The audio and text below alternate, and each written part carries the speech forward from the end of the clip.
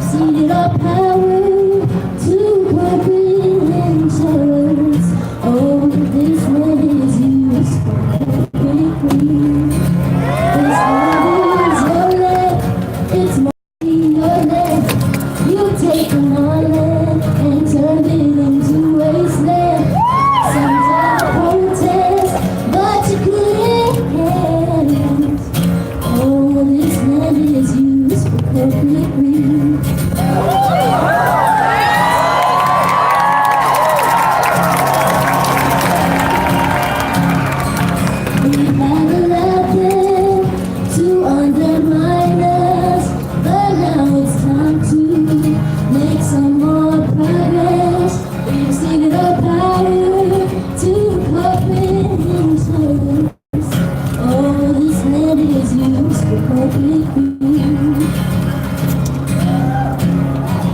We say it's time to bring back our nation, bring people out from incarceration.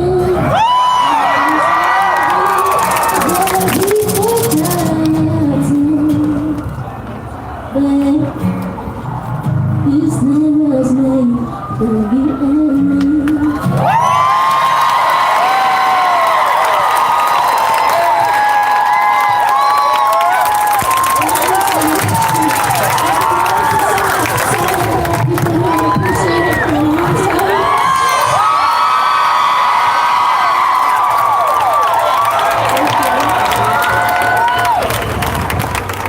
This is the last song I'm going to sing. I usually cry when I sing a song because I wrote it the night that Obama left office, and I was very upset. I closed myself up in my room for 2 hours, and I did not leave until the song was finished. It makes me really emotional, and I just needed something to remind me that the power of the people is always going to trump the people in power.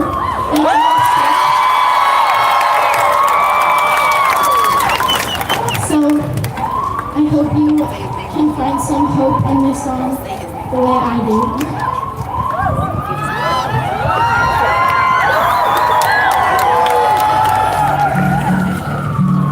Thank you. I heard you. My dad's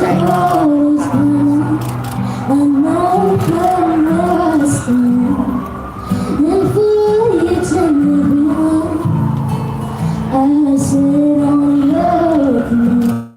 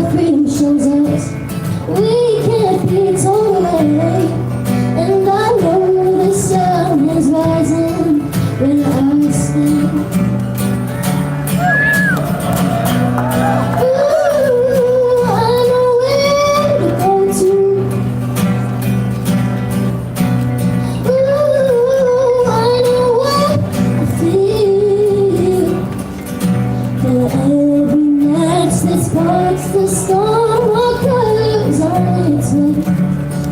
And I know the sun is rising where I stay. The sun is rising where I stay. No, I haven't.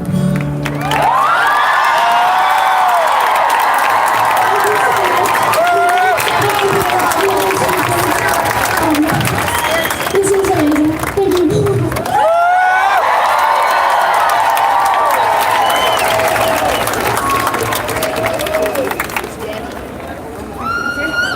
Alright, give it up one more time for eating, because that was beautiful.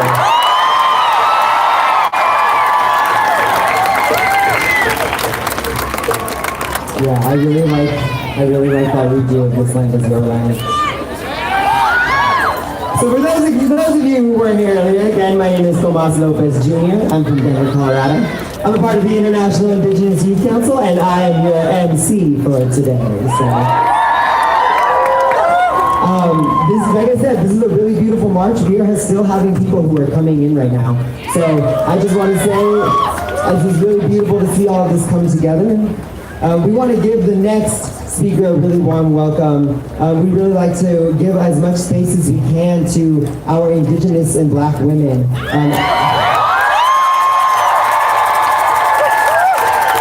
As many of you know by experience, our Black, Brown, and Indigenous women are oftentimes left with the least amount of space in comparison to their male counterparts. And so it's very important that when we come in here, me as a two-spirit man, I try my hardest to make sure that my mother is represented. When I introduce myself, I introduce my mother first, and then I introduce my father. And even when I pray, I call my creator a woman because a woman birthed me, so why would a woman not have birthed me?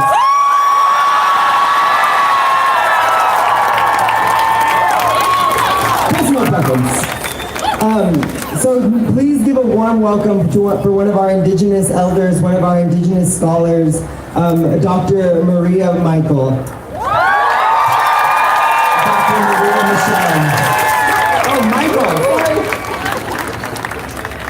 It's only a name. It's not important. That's not why we're here, for names. I'm going to start off with a prayer, because in our way, that's how you always start. Tumkashila, grandfathers, Unshi grandmother, Unshi Maka, grandmother earth. Meeting with Shawnee's sacred water. We ask the winged ones, the creepy crawlers, the ones that swim in the water, the standstill nation, you call them the trees, the four-leggeds, and all the two-leggeds, and all your ancestors, all of them, 49 years back, 49 generations behind us, 49 generations moving ahead of us. We all need to begin to become one family of humankind. To come together. We want to say thank you to Tomas and his entire family, and to the Mexicas. We want to say thank you to the Arapaho, to the Apache, to the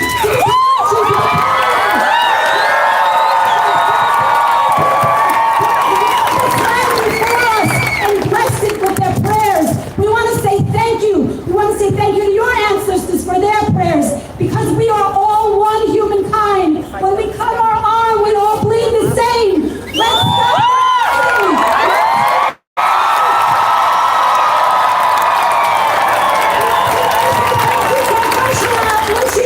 We want to say thank you for letting all of us be alive on this day to come together. This is a new day of life. It's a new day for each one of us, and in each moment we can create a new way of being, the paradigm of power and greed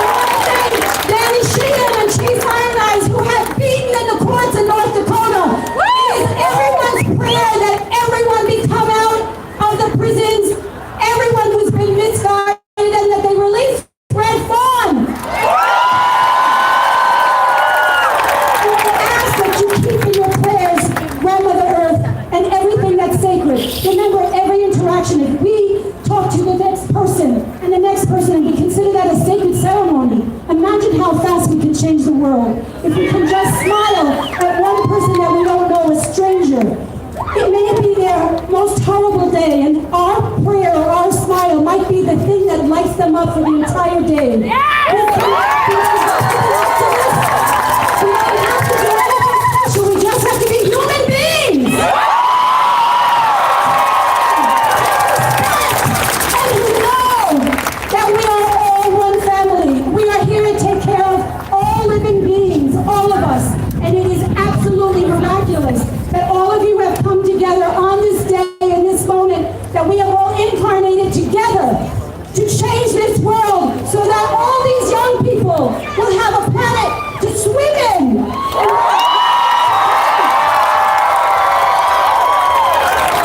It doesn't matter if you feel you can't come up and stand in front of people. Pray from your heart. Matsuro Emoto has a book. If you haven't seen it, go get it. Where he had people aim prayer and energy or hate towards a water molecule and showed how it could change. That's all it takes is prayer and love and peace. Each one of you is a beacon of light. Look at all this light that's out here. There cannot be any darkness anywhere on the planet as long as one candle is lit. Each and every one of us is a light, is the creator. We all come from the same creator, Wakatanka, the great mystery. We are all relatives. And if we start acting and walking together as relatives, there is nothing and no one who can own your thoughts. There's no one and nothing that can own your heart. There's no one and nothing that can own your voice. And there is no one and nothing that can stop you from creating a world that you want.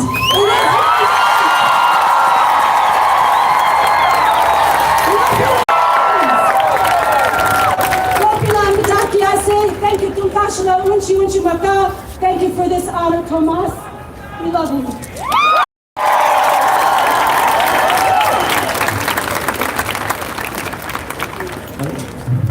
Thank you, Una. So in many indigenous cultures, you know, when we don't really allow the government to define who our family is, you know? People will tell you, you know, being indigenous is blood quantum. It's not. We define who our family is. We decide who our brothers and sisters are, who our aunties and uncles are. And that really is what sovereignty is. You deciding who your people are. So thank you, Auntie, for that. Sorry, folks, I don't know why it keeps coming in and out. Listen to the youngest of us. Because those are the voices sometimes that are a little bit closer to something that we as older people don't quite understand. So we want to give this space to as many young people as possible. So I want you to to one of the youngest participants and speakers of the climate strike. This young person not only came out this time, but for the last climate strike as well, continuing to show their dedication and passion for the earth that she lives on, for protecting the next 7 generations. So give it up for Matvi Chitur.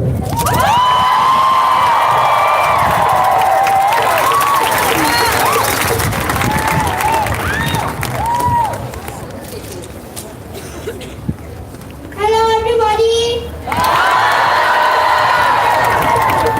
I am Matvi Chitur, 8 years old.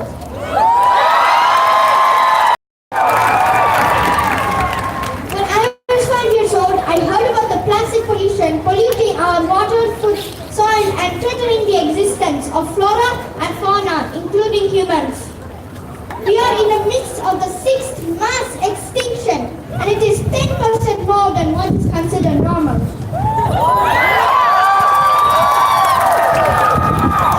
The dumping of plastics in the ocean is causing the acidification and depletion of oxygen levels in the atmosphere and directly causing climate change. Apparently, this has been created by humans themselves by way of their living. If the plastic pollution is threatening our own existence, why are there no restrictions for their usage?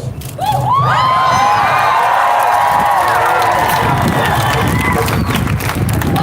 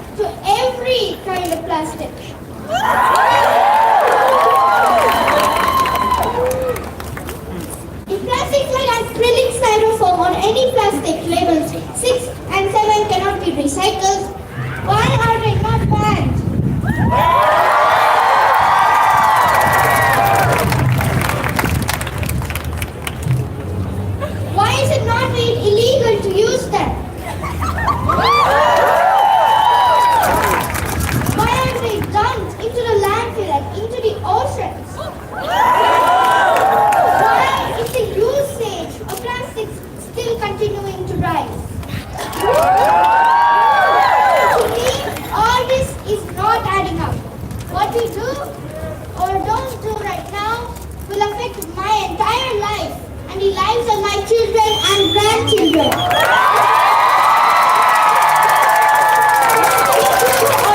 Right now, me, my generation, and my future generations can't undo it.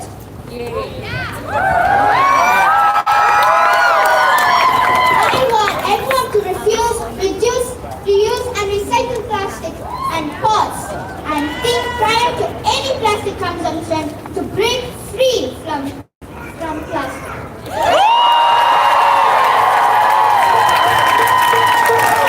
There are no rules or policies to stop plastics from going to the landfill. I realize that the facts given to me by the school system I attend is not being followed by adults and the policymakers in the government. So I want the government to ban plastic bags and single-use plastics by 2020.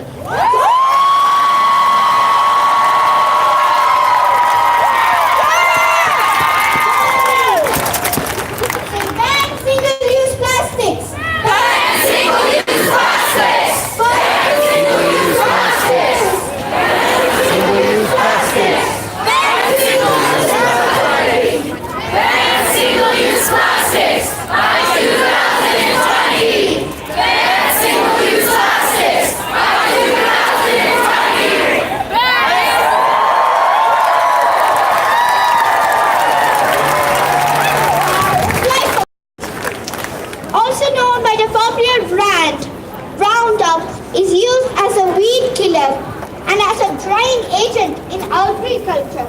It is killing lots of insects, bees, birds, and causing a lot of ecosystem damage by way of water, of soil runoff, and entering the streets, rivers, and finally oceans, and killing the plankton and causing acidification of oceans. It is all a declared human carcinogen.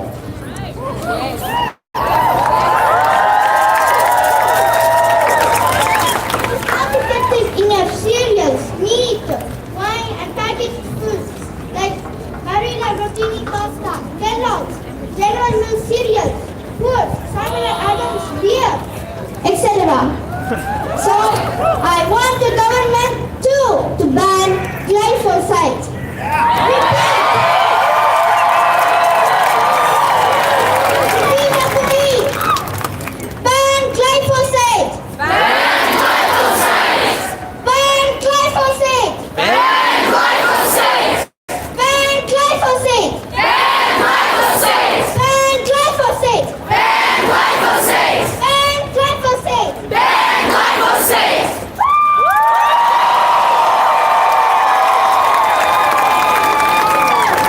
We believe that only by inclusion one can have a sustainable planet for all. Hence, I demand that all treatises be honored, protecting the indigenous lands, waters, and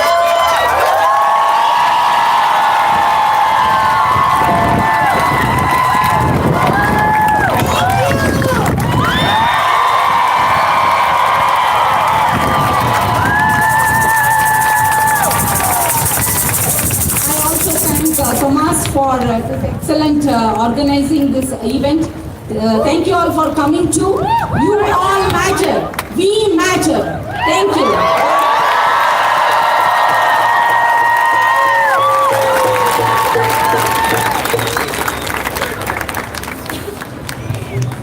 Kind of nervous, you know.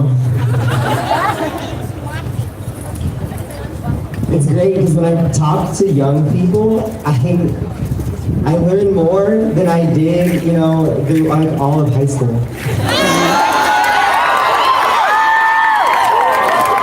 It's crazy how young people really understand their connection to the earth, right? It's crazy how young people understand that when you throw something away, it doesn't just disappear. It's crazy how young people understand that if you take one link out of the chain, the whole chain falls apart.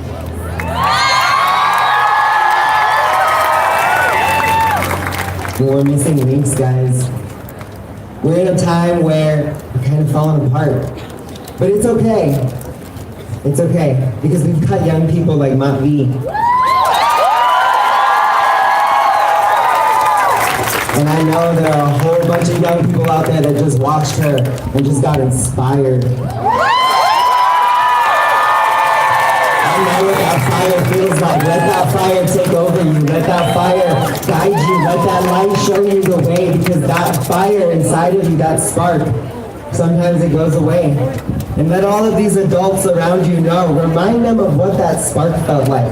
Remind them of what that fire felt like. Remind them of what it felt like to be a young person, to feel like you have no voice, to feel like the adults around you are pushing you down. Remind them what that feels like, because they were there too. And whether they want to admit it or not, they were at one point in your exact same shoes. At that same point, young people, make sure you're watching your adults and we're learning from their mistakes. We can no longer repeat the cycles. We can no longer continue this chain. We have to put down the hatred. We have to put down all of this pain, the intergenerational trauma, and we have to learn from them.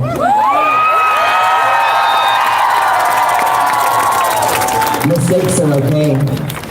It's what you choose to do after you make that mistake that matters. So next up, we're going to have a really amazing demonstration happening. So if we could just make some room here for these people to come by, and I'm going to invite up Nick and Michelle, who are, by the way, I am not the only person that organized this. There are countless people behind us that have been organizing. So please, I want to just introduce two people who have been really strong members in organizing this, and I don't know what I would have done without them. So give it up for Nick and Michelle.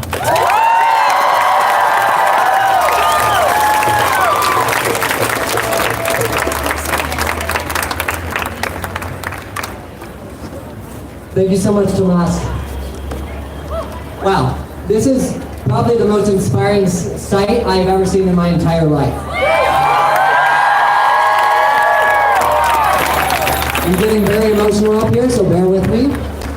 My name's Nick. I'm one of the coordinators for the Sunrise Movement in Colorado.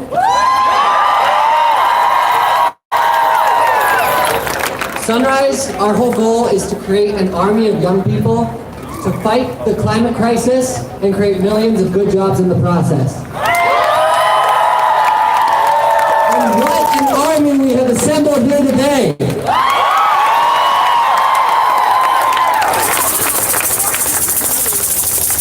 I turned to activism because, like so many people our age, I have felt intense anxiety about this crisis we are facing.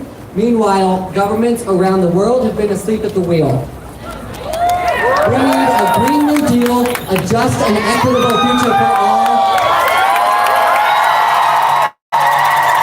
And now I'd like to introduce my amazing co-coordinator, Michelle.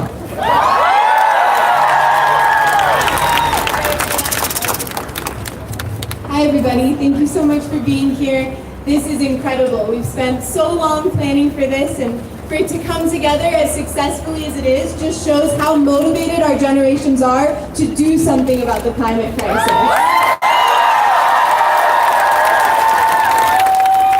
Our movement has given young people a platform to use their voices, to stand up to corrupt industry and politicians, and to fight for a future that works for all of us. That is safe for all of us.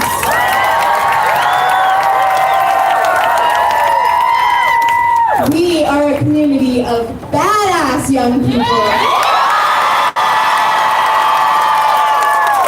And we're determined to change our society so that frontline communities can no longer breathe fire, so that the water that we drink can be clean, and we can come together and tell our government that our house is on fire and enough is enough.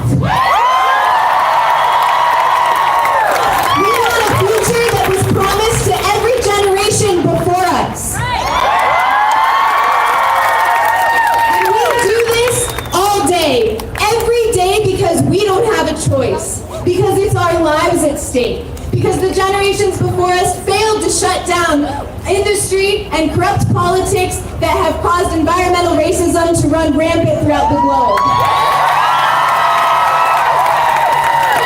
This is who we are, and this is why we're fighting here today, and this is why we need all of you. Our voices are only strong when they unite of society. Our house is on fire.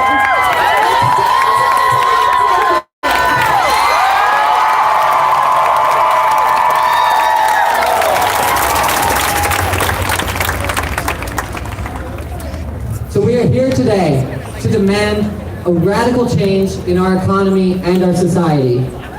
We need to transition to 100% clean, renewable energy by 2030. Just a transition for all of us. It is time to put people first and stop prioritizing the profit of fossil fuel billionaires.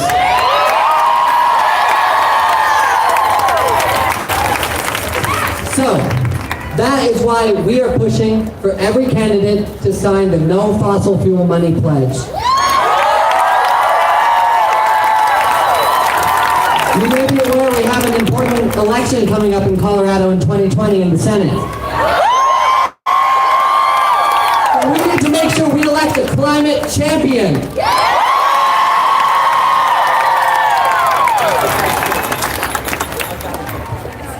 The pledge states, I pledge not to take contributions over $200 from oil, gas, and coal industry executives, lobbyists, or PACs, and instead prioritize the health of our families, climate, and democracy over fossil fuel industry profits.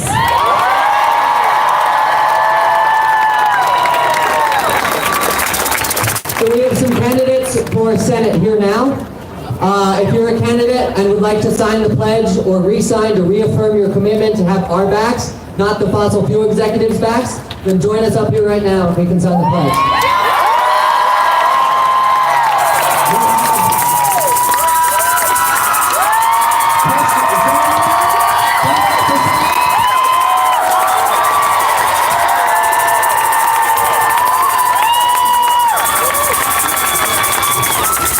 Alice Madden, candidate for Senate.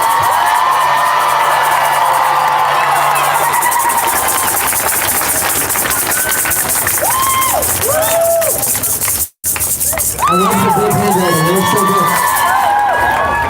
Who's next? Lorena Garcia.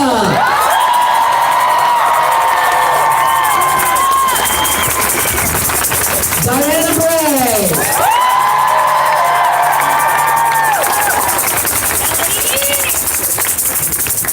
And Andrew Romanoff.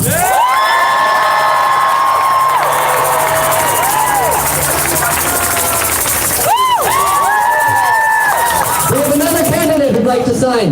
John Kelly for State Senate.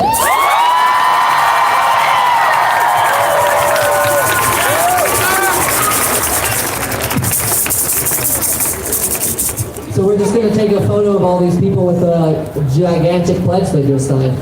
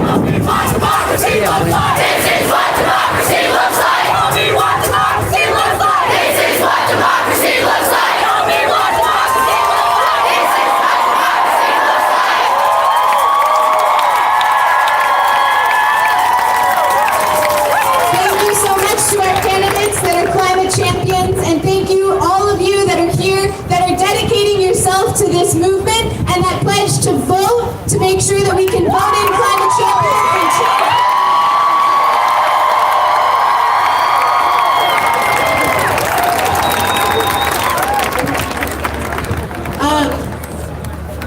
So David Bernhardt's going to be in Westminster here tonight. We wanted to make sure that the community was aware of that. We just want to thank you all for being here today. We need to keep coming out. This isn't the only strike, as Tomas said. It's going to keep happening because when the air we breathe is under attack, what do we do? And water we drink is under attack, what do we do? And when the planet we love is under attack, what do we do?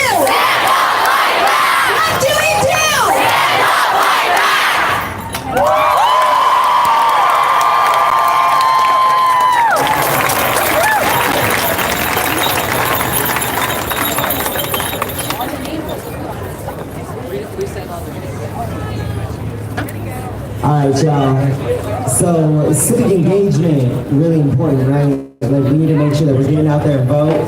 Young people, even if you're not old enough to vote, get out there and tell these older people to vote. Look at them and be like, what is wrong with you?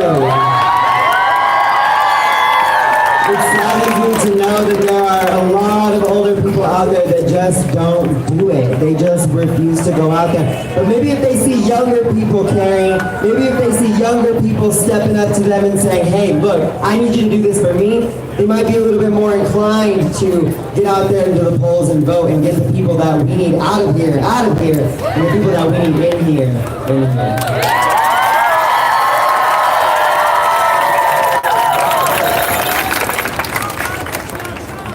So, we're talking a lot about social justice, right? And I bet a lot of you out there are probably like, what are you talking about? I have no idea, like, what does racism have to do with the climate? We're here to, you know? Well, the best way that I can say it is that in order for all of these people to actually enact the things that they need to get done, they need us divided. And the best way to divide us is to categorize us and to label us and to say, this is where our black people are going to live, this is where the rich white folk are going to live, our indigenous people have their land, and you will stay here. And if you're a migrant, well, stay away.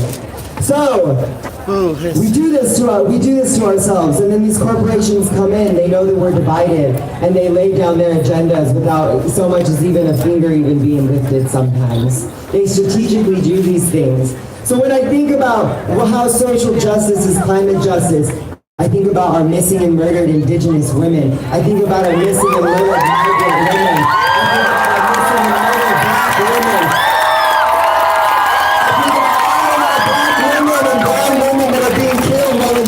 Custody. But what does this have to do with the climate? Well, the same banks that are funding all of these resource extractive industries are the same banks that are funding the man camps in indigenous communities. They're the same banks that are funding the ICE detention centers all around the U.S. That are funding privatized prisons that are killing out the women. Say her name. Red Fawn is one of our women from this community. She gave up her freedom fighting for the Dakota Access Pipeline. We want to remember all of those women. All of those people, all of the marginalized communities that are disproportionately affected by climate change, whose stories never get told. So please, this next speaker, I want you to give her a warm welcome. Please give it up for Aisha Kanu.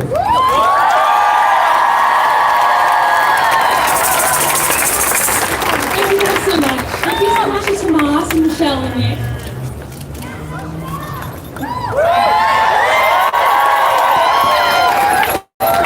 It's one of the biggest threats that we will ever face.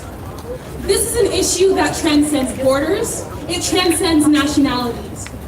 People are being let down by those in power.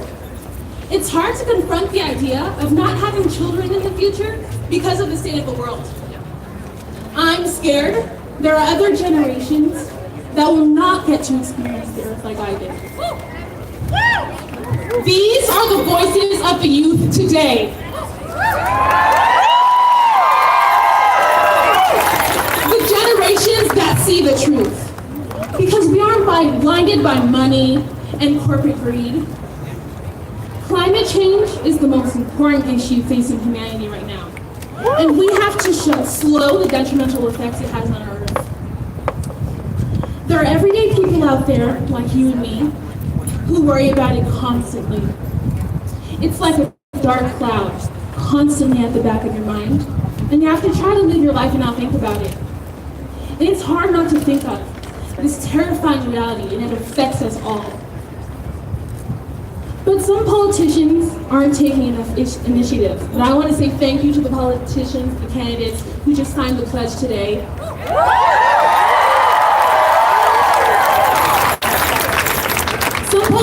aren't taking this issue serious enough.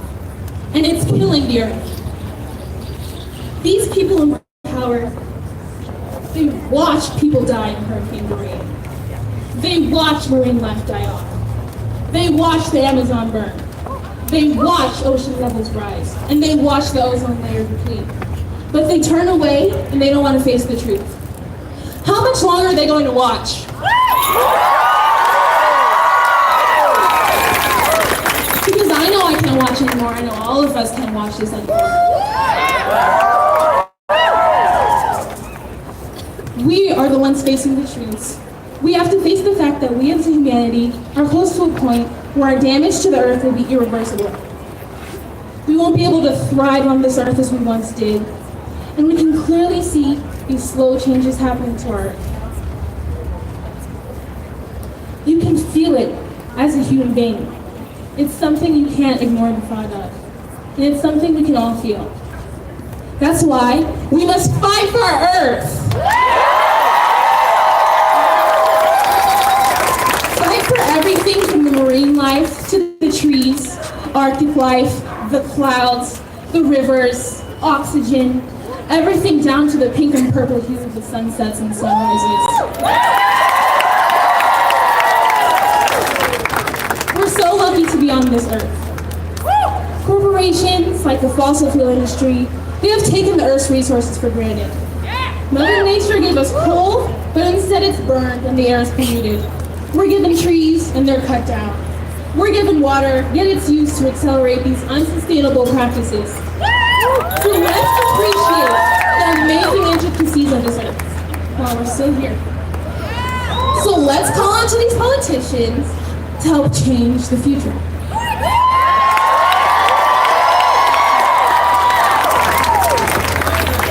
We're out here today expressing how this issue can't be put on the back burner anymore. And we aren't looking for politicians to tell us what we want to hear. We want action.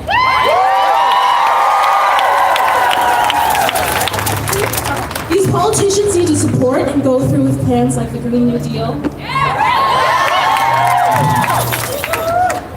So call on to your political counterparts about the urgency of this issue. It's amazing that people out here like you guys are out here today and can demonstrate how much we care for this issue. The passion for this earth is what will allow us to thrive, and we are the ones that will spark change.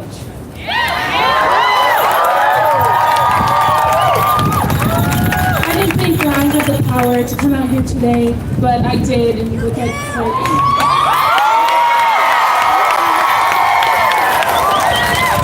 I'm so happy that I came out here today to speak on the issue.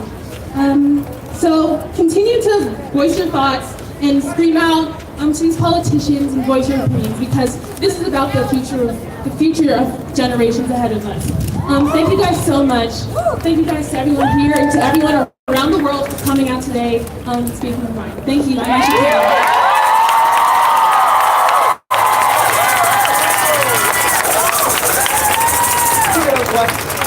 Do it one more time for Aisha.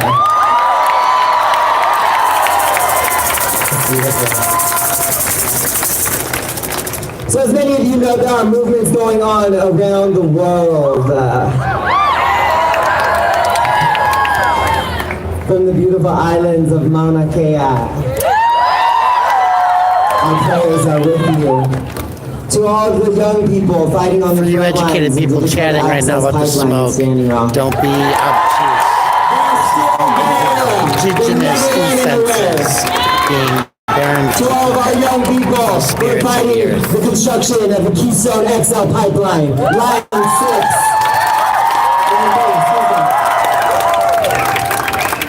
To the fracking in northern Colorado. No, but we have people on front lines all around the world, young people standing up against this.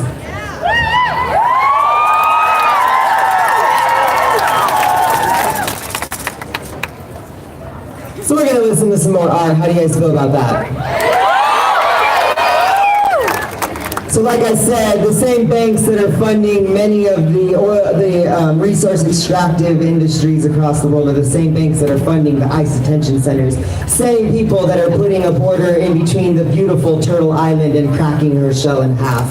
So when we talk about climate justice, we must include our migrant people. The Amazon is on fire. The lungs of the earth are burning. Indigenous people have been crying out since the first settlers set foot on our land. We have been begging you to change your ways, to see the error of this society that we've created on the backs of black and brown people. So please, give it up for my sister, Esperanza.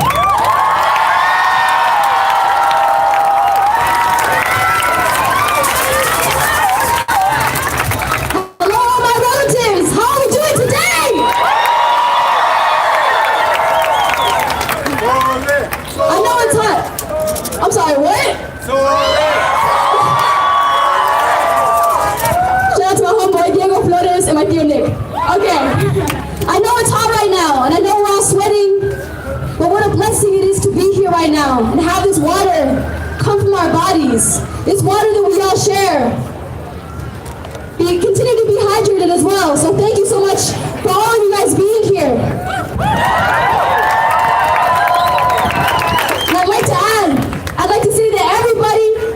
To be here right now is here, standing here, our feet on the ground.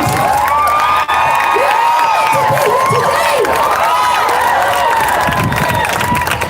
My name is Esperanza Soledad Garcia. My people come from Mora, Nuevo Mexico, and I'm here.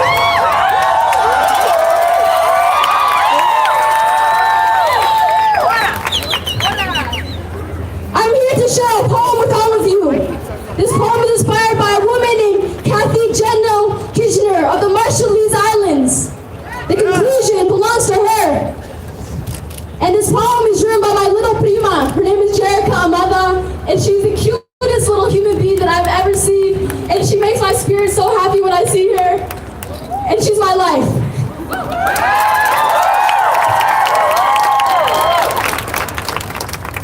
Dear Jerica Amada, you are physical manifestations of sunshine. You are 7-year-old coyote eyes and white corn tooth giggles. Your spirit is as bright as your squeaky light-up shoes. You are so excited for your big prima to come and visit you so we can walk along las acequias, our rivers. Dear Jerica Amada, I'd like to tell you something about that river. Scientists say that one day these lands will become unbearable drought, that there will be no food for the yucca, the trout, the human being, the chapulín, or the mountain lions. They will pray for the clouds to come and bless them and rid them of this dryness. They say that wildfires will torment your afternoon naps and leave you with scorched, burning skin. Los científicos dicen que pedacitos de petróleo y carbón van a quemar a tus raíces, and they will burn your roots. Dicen que los fuegos van a quemar a tus hojas, cuerpo y tu cabello. They say that your vessel will return to the earth in which it came, and your dream visions, you will feel the nurturing arms of Tonantzin. But no, there will be the greedy, displacing hands of governments that will sell your ashes by the handfuls. Dear Jerica Amada, please don't cry. Instead, listen to the silences.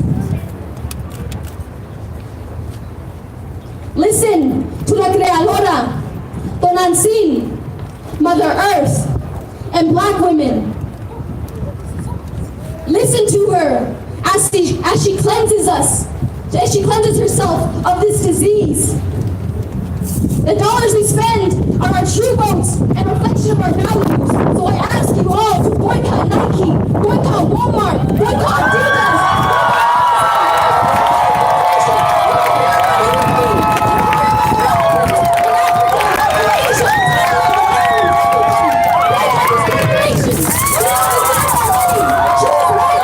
Choose wisely what you use the dollar to vote for. Yes.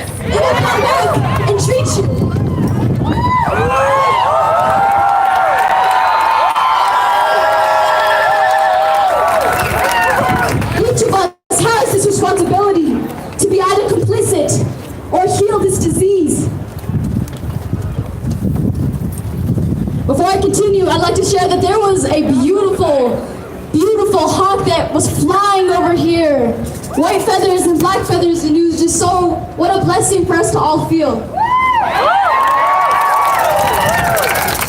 To the nations of Nigeria, the Maori, Indonesia, plant, mineral, animal, human, and all poor and dollar, I am grateful for this opportunity to acknowledge you in this unifying moment. We are all here today, pushing for our fellow human beings to stop the fossil fuel addicted industry, to stop the throwaway nation that has the itch to snort lines of white coral and stuff bowls of densely packed sacred forests only to blow it back in our faces.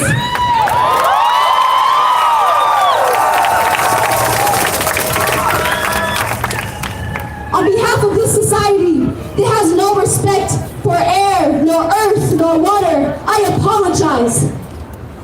I apologize that those who consume the most pay the least. We are drawing the line here.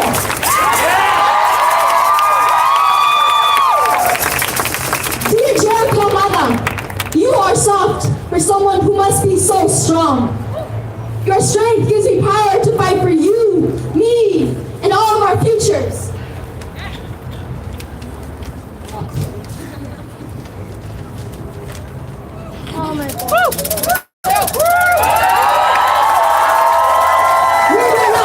We are not waiting any longer. And even though our so-called leaders hide behind white false teeth and are paid to say that the wildfires, earthquakes, and tidal waves don't exist, who are paid to say that the climate change doesn't exist, who are paid to say that climate refugees don't exist, who are paid to say that we don't exist.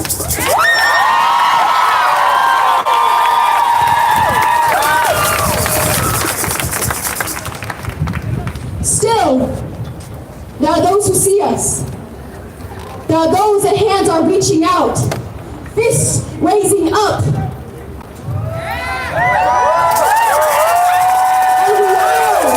Los niños que caminan las acequias. We are the children that walk the rivers.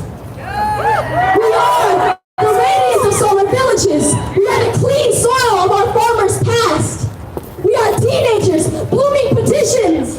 We are family, fighting, recycling, reusing. We are engineers, building, designing, dreaming. We are artists, painting, dancing, and writing.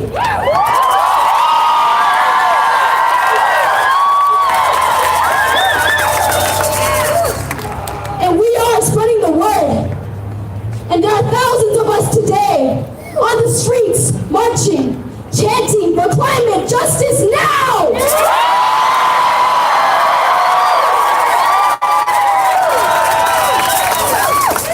And they are chanting for you, Jericho. They are marching for us. Like my relative here said, we deserve to do so much more than just survive. We deserve to thrive.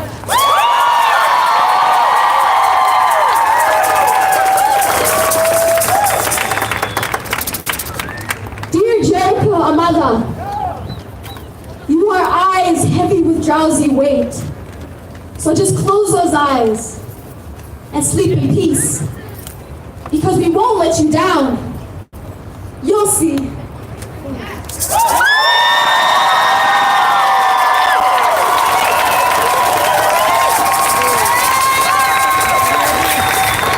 Continue to crunch raw materials, to do yourself, to keep in mind our relatives in Africa, in Asia, in Indonesia, everywhere.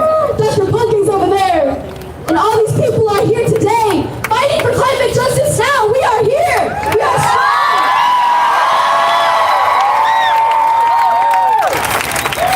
Do not buy into what they say. Do not sell your dollar to them.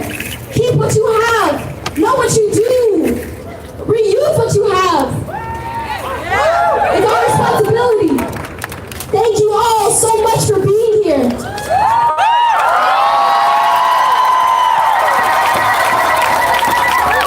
My name is Esperanza Soledad Garcia. And you can all follow me on Instagram if you'd like. Apozole, the number 2, go. Thank you all so much. Blessings!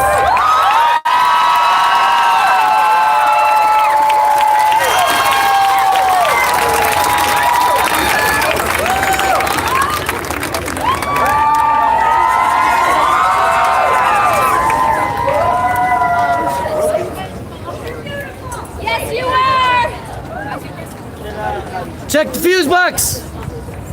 All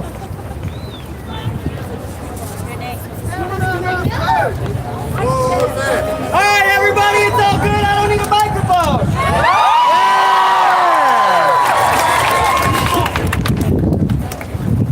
So yes, all day yesterday, the International Indigenous Youth Council spent all day to bring you a really beautiful art installation on the 16th Street Mall. We hung black and red dresses all down on all of the trees with different names and ages of young women that have been either stolen or are missing or have been murdered. We hung black dresses and we hung red dresses to represent both marginalized women and groups of women that are being attacked because of climate change. I'm sad to say that when we came back this morning, all of our dresses were ripped down.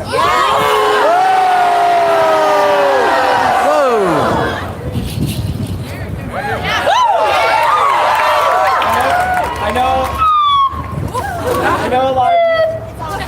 It's our siren. Unclip it.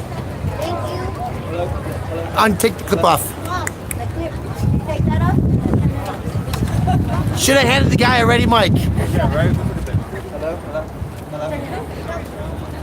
Show me what democracy looks like! This is what democracy looks like. Show me what democracy looks like! This is what democracy looks like. Show me what democracy looks like! This is what democracy looks like! Show me what democracy looks like! This is what democracy looks like!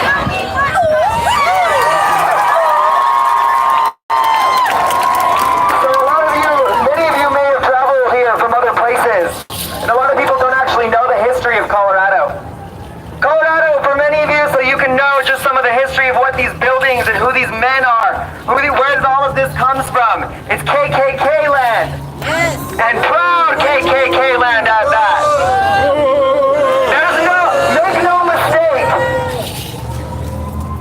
There's no mistake that Stapleton is named after one of the most popular grand wizards of the Midwest.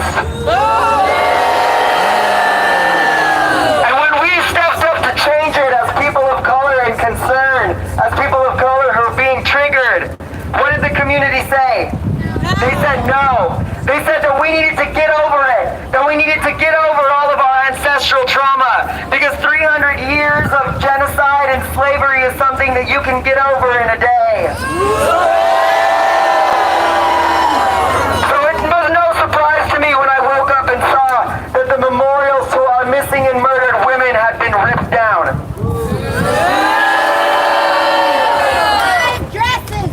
75 dresses were ripped down. So I just want to say that this is what we're up against, young people. This is what we're up against when we're trying to change things. These people have been in power for a very long time. These people have old money. They have old roots. They can put anybody that they want in these offices. It will always be rigged, and it's something that you should always be knowing about. You should always be ready for, because they're going to come at us with everything that they have. But we are going to do the same. Please give it up for our next speaker, Maddie May.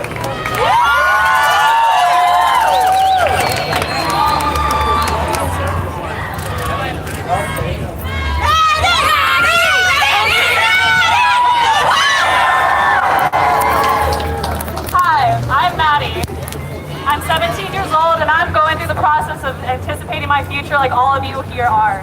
But first, we have to fight for our future. And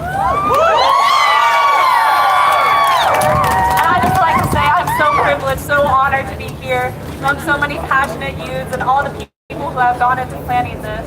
Let's give them a round of applause.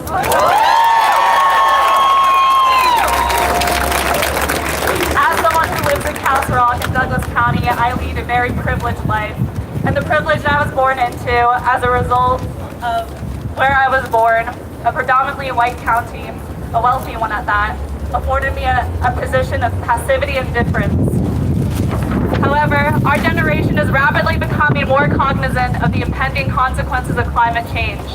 And we know that climate inaction isn't an option anymore. We have to take our platforms of privilege, those of you who have it, and lend it to those most severely impacted and demand change for our governmental bodies.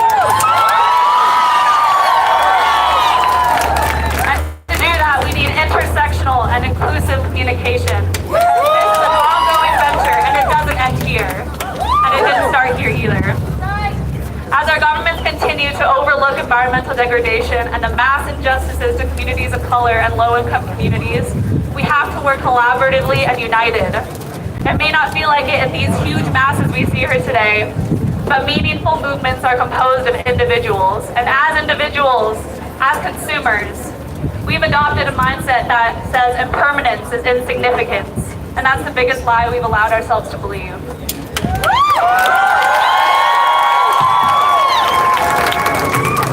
We're transitioning. Yeah! The oil, gas, and agricultural industry is ingrained in us a belief that since our individual time on Earth is limited, our impact is insignificant. By showing up here today, we show that isn't true. We desperately need to repair our relationship with food, and in doing so, our relationship to the earth. To do this, I urge you to educate yourself about the food you eat, who makes it, where it comes from, how it's processed, and where it goes when you eat it.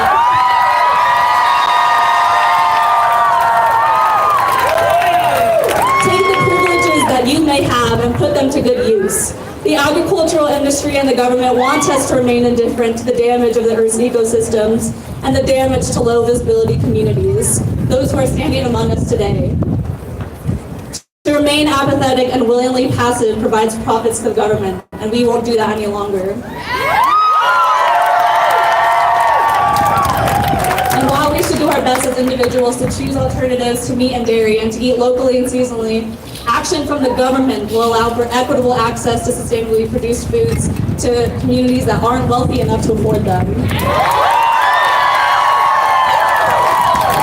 We are realizing now that the threshold of the earth can provide is being reached, and we cannot recover from it. But we do know that we have the renewable sources of energy and regenerative practices to prevent a crossover into a new environmental equilibrium. But we need to combine individual voices advocating for their community's needs with governmental support, and we need to lend our privileges to those who don't have it. So, eat and consume mindfully, but do not blame your choices for the unfortunate state of the environment. We have to take our incomplete knowledge and our imperfect efforts and demand similar and significant change from local and national governments. We know the fight for climate change does not mean we will or should give up what we love, whether it be our education like we are doing right now or our food. This fight for equity and justice demonstrates conviction in what we love and appreciate and what we need, our earth, our health, our futures.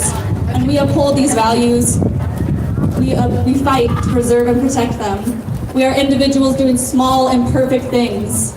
Take a moment to appreciate the humanity in that.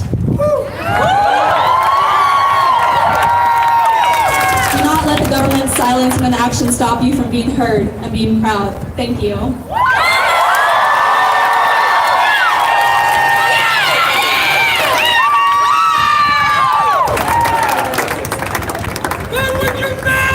Thanks, sis.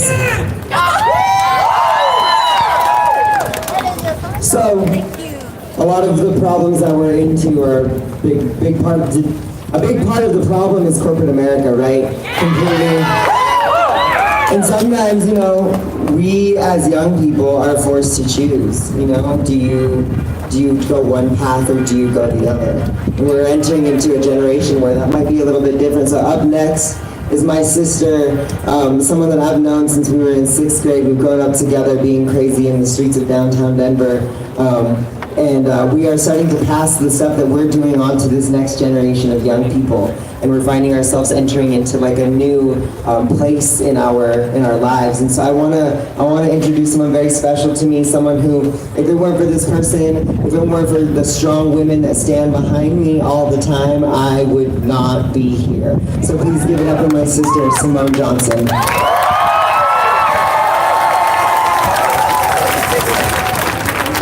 Thank you so much for all of the organizations and the people who came together to make this happen today. I'm so happy to be here with you. And I want to first start off by acknowledging that we are on Indigenous land. this movement, respect for Indigenous land and sovereignty must be talked about. We demand that politicians and business leaders recognize the right of nature into law to protect our sacred ecosystems and align human law with natural law.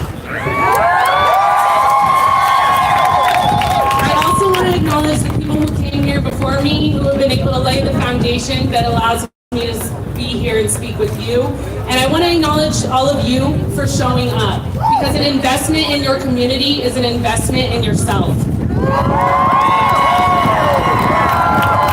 I've been thinking a lot lately about how I exercise my civic duty. I've been in the community organizing space for some time now, and I think enough time that I would confidently label myself an activist. But I've also grappled with this term activist and embracing it as a part of my identity. I work for the International Indigenous Youth Council, and the IIYC is what catapulted me into activism. I take pride in the work that I do for the IIYC, but it is not my only job. I have a 9-to-5, like I'm sure many of you do. And in my 9-to-5, I work for corporate America. And I've been thinking about the role that capitalism plays in climate change and climate justice. If it's true that capitalists believe that land and natural resources are commodities to be exploited for personal gain, what does that mean for me as somebody who works for companies that profit off of the planet? Does this make me less of an activist?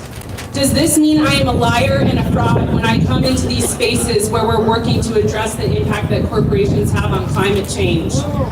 I don't have the answers to these questions. And if I gathered answers from all of you, you'd each probably tell me something slightly different. We are all entitled to our opinions. What I do know is that for me, sometimes it can feel like I live a double life. I'm an activist on Friday, but a marketer on Monday. And there's some stories that I tell myself that remind me of this paradox that is my identity. The story I tell myself is that I were to tell the activist community that I work for corporate America, I would be ostracized from the community. The story I tell myself is that if I bring activism and politics into the workplace, I will be fired from my job. The story I tell myself is that I should not speak on behalf of the IIYC as someone who is not Indigenous to Turtle Island. These are all stories. And perhaps there is an element of truth to one or more of these stories. But the most profound thing of all of this was the moment I realized that by telling myself these stories, I was stifling my growth. I was allowing myself to remain complacent with the status quo. Ultimately, I am the only person blocking myself from maximizing my full potential. I am not the perfect activist, nor the perfect employee, and there are most certainly people who will probably frown on the ways I choose to live my life and the paradox of all the things I value. But what I know is that to be a true leader, you have to be honest about who you are. You cannot hide parts of yourself for fear of risking it all. You cannot be one person one day and another the next. When we hide our true identities, we stifle our growth. And being a leader means growing in ways that will make us feel uncomfortable, that will make us question our identities and our choices every single day. I chose to be here today, and so did all of you. The more I march, the easier it's become. And it's very easy for me to feel empowered to take action when I am surrounded by people who think very similarly to me. What is the hardest thing for me right now is getting up in front of my executive team of my company and saying that I don't think we are being aggressive enough at addressing the impact our organization has on climate change. What is easy is to sit around and blame executives for not caring more. And this is not to say leaders should not be held accountable for their actions, but it is my opinion that if you actually want to institute change, you must be the change maker. I don't have anyone to hold accountable but myself for choosing or not choosing to lead within my organization. Only you can push beyond beyond your limits. It is easy to complain about what politicians and CEOs are not doing. It's harder to come up with solutions. Some of our leaders do not have the answers, are not interested in thinking creatively, are complacent with the status quo, and are very comfortable. There are many corporate antibodies in corporate America, and they may make this work feel hard, and they may make you feel alone. But you must keep pushing with patience and perseverance. A lot of the work that we're doing and will continue to do has and will fall on the shoulders of our young people. If the business leaders today had the answers, we would not be standing here. So, young people, remember, from wherever you stand, you always have power to influence change. It means bringing activism into the workplace, to school, to the dinner table, into all areas of your life, not just the steps of the state capitol. The person is political and politics are personal. To me, it feels impossible to separate the two. And when you bring activism into your community circles, you will be playing this game by a new set of rules. You will be challenging the status quo, and it will feel scary, but it is necessary. U.S. Soccer Olympic gold medalist Abby Wambach said, "We must stop playing the game by the old rules, which exist only to maintain the status quo. If we follow the rules we've always followed, the game will remain the same. And I don't know about you, but I don't like this game."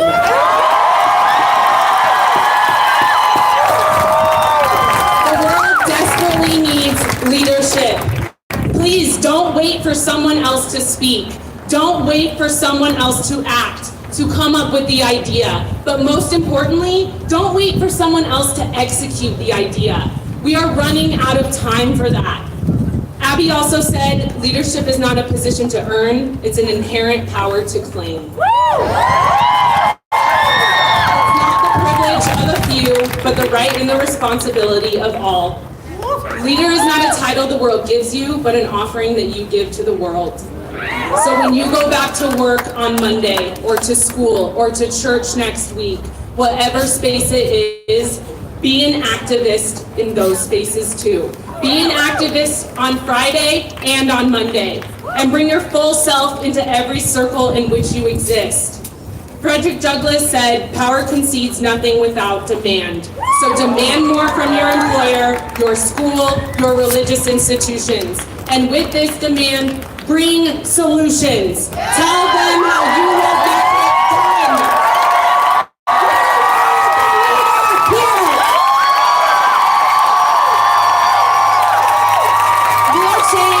Rooted in revolutionary forms of thought only occur when we stand up, speak out, and act. Thank you for showing up today.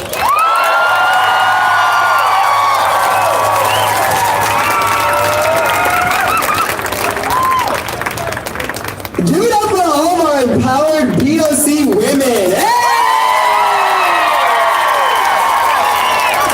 Yeah, that was powerful. So for sake of time, I just want to give a little side note to remember the earth is not a resource, but all of our sacred source of life.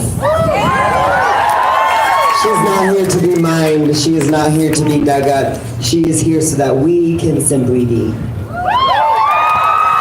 Please give me a big round of applause for, oh, I'm so sorry.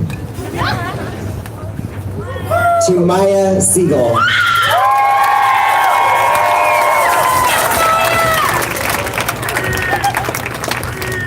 Hi everyone.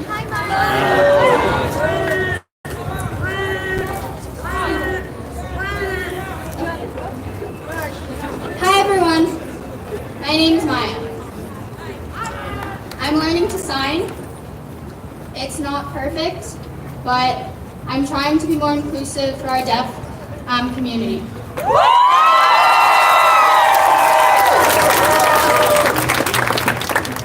I'm 19 and I'm the secretary of an international youth nonprofit called Think Ocean. And we're a group of students and educators and advocates. And we're working to address today's most challenging environmental issues. And we're honored to stand here today.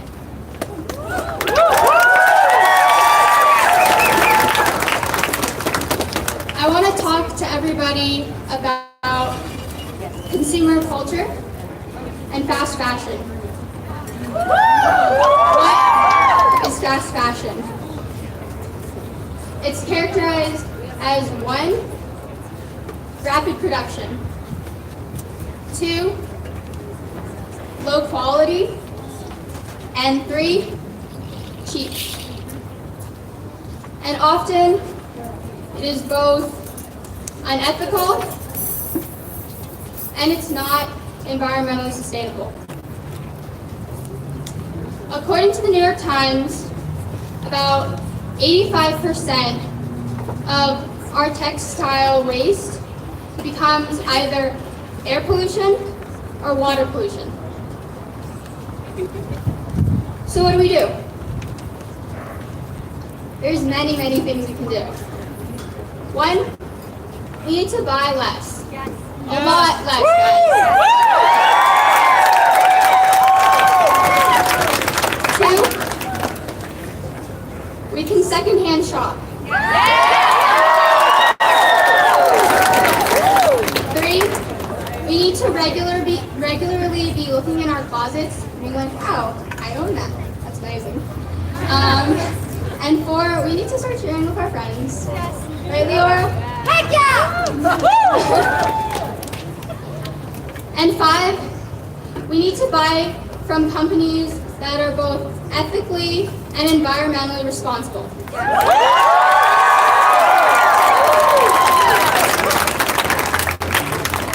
It's really important for us to utilize our power as consumers so that we can influence companies to be environmentally and ethically sustainable.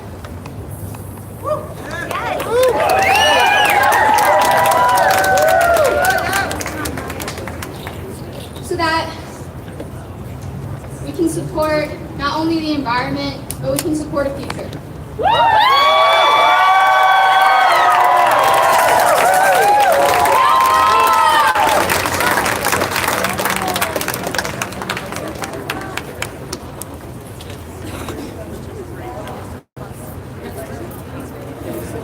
Thomas.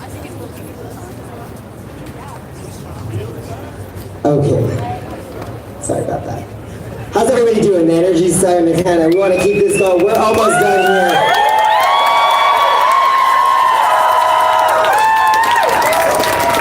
You know, changing the world is not going to be easy, so this is practice. So up next, we've got someone who has been showing up to all summer long to the climate strikes, even when it was only about 15 of us out here on the steps demanding climate change. So even when it's big like this, they show up, and even when no one shows up, when it counts almost more than times like this is really important. So be like these people. When they ask you to come to a march or a strike, or anyone invites you to something in the community, show up. Show up for them. You know, it may cost, $5, $10, but, a ticket to go see somebody at Pepsi Center is $100 up. So support your community. Go check things out. You might learn something. So please give a warm welcome to Riley Ruff.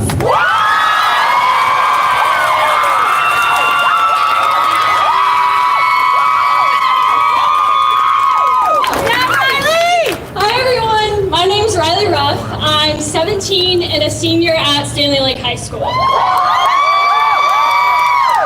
I find myself talking about climate change quite frequently. At this point, most of my family and friends will respond with something along the lines of, "Shut up, we've heard this rant before." It is our generation that has been burdened with a planet on the verge of catastrophe. Not our parents, not our grandparents, us. It's time we do something about it. Action is no longer a request, but a necessity. We need a Green New Deal. Not more lax methane emissions regulations. We need to halt deforestation by 2030. Instead of burning down the lungs of the planet in favor of industrial animal agriculture. We need politicians to start prioritizing the green of our trees over the green filling their pockets. We need to invest in and provide resources for those impacted most dramatically by climate change. The families and the individuals enduring poverty, poor housing, and food inaccessibility. We are faced with this mess in the first place because of the mindset that it's not my problem, perpetuated and embodied by past generations, by politicians, and by corporations. We are facing a political climate and an administration that ignores the imminent destruction facing down the planet. We are facing inaction and complacency in an issue that is much, much greater than all of us standing here. But we're here. Climate change is often portrayed as this faceless phenomena, caused and manipulated by the forces of nature. Climate change is not faceless. Everyone out here today, we are the faces of climate change. We are the ones who are causing it, and we are the ones who are going to have to endure the implications of it. Change is created when groups of people work together towards a common goal. Yes, this is daunting and frustrating to quite literally have to stand out here and demand attention from those in power. Yes, it is infuriating being overlooked time and time again. But it is together that we have the power to incite real change.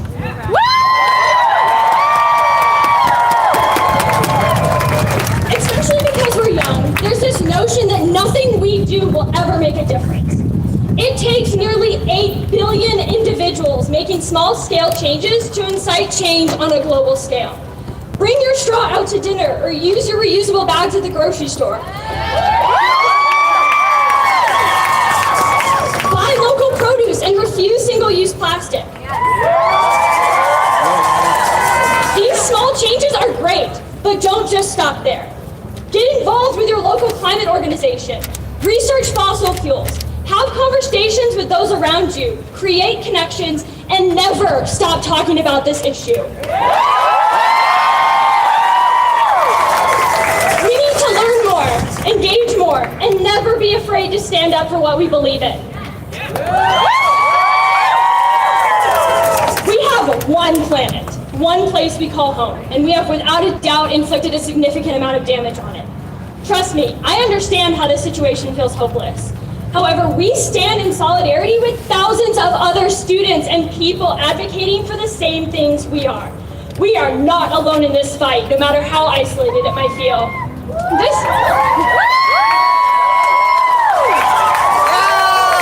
Yes, this situation is dire, and yes, we need change now. But the only way we are going to see this change is by standing up and speaking out.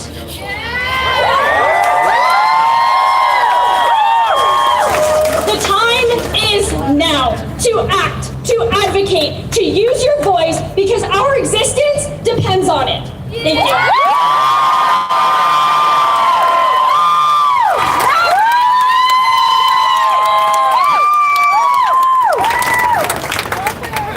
Starting slack here, sorry about that.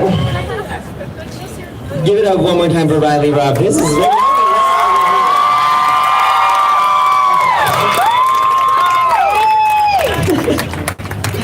That was beautiful, Riley. Thank you so much. So we're almost towards the end of our speakers here. And it's been a really beautiful day. The energy is so beautiful here. You know, I want everybody to know that this does not stop here. This is literally about 2% of the fight. This is literally the fun part, guys. This is the part where we get to come out and we get to see one another. But don't forget about all the other work that is required to make this successful. If we are going to be victorious, we need the work to be done. So don't just show up for times like this. Show up for the small things. So tomorrow, so everybody knows, at 9 a.m. at Martin Luther King Boulevard, there is going to be a protest against the ICE Detention Center in Aurora, Colorado. Again, that's tomorrow at at 10 a.m. at the MLK Memorial City Park, and we're going to be marching to the ICE Detention Center. So for those of you who are unable to march, you can meet us at the detention center itself. So please come out and join us. Give it up for one of our final speakers, Liam. I'm so sorry, Liam. Liam Grove.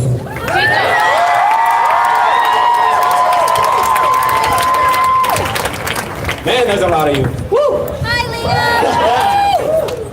I've been told there's like 5,000. That's a lot of smiling faces we got out there. All right, I'm Liam Grove. I'm 16, but I will be able to vote in the next election. Yeah! Look out, America, because we're next. Okay, so yeah, I'll just get into it. The amount of people in this crowd today is enough to scare some people, and it should. Those people are the people in power, the same people who are legally obligated to protect our futures. We are awake, and we are here today. You've had too much time to talk, and talk is no longer acceptable. It hasn't been for a while. Our future is pretty much locked up in 10 years, if we continue to talk. To me, this screams emergency.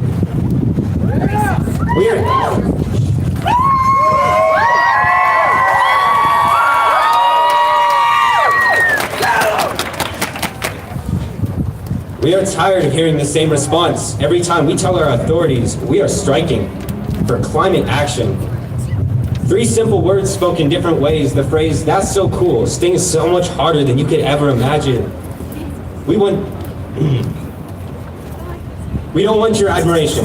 We want you to be here with us. Stop saying you're proud, because honestly, we shouldn't be here right now. We should be in school, but we're not, because the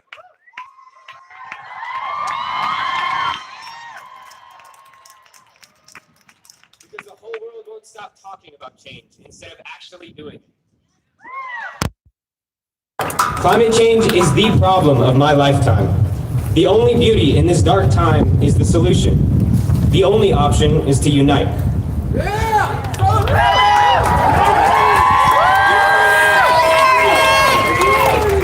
We either die separately or try together.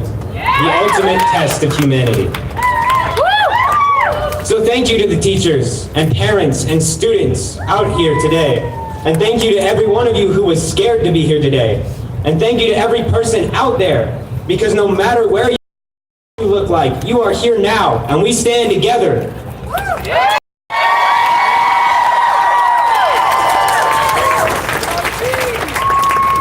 You are fighting for so much more than yourselves. Fighting for something that matters. You realize that there is an emergency all around us, and please know that you are in the right place to stop it. We will continue to show up, and we won't stop until we have a real plan. If the government stray from this plan, then we'll be back out here the very next day, ready to fight all over again.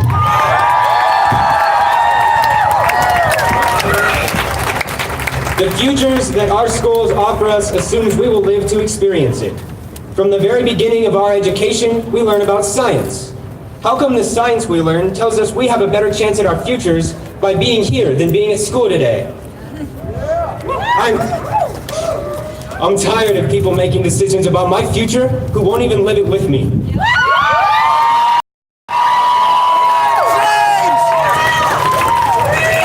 For this, we need a deal, a Green New Deal.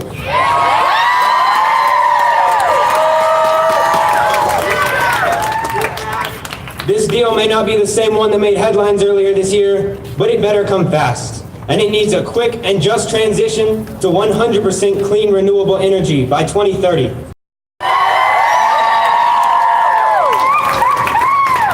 There are far too many alternatives to keep making excuses.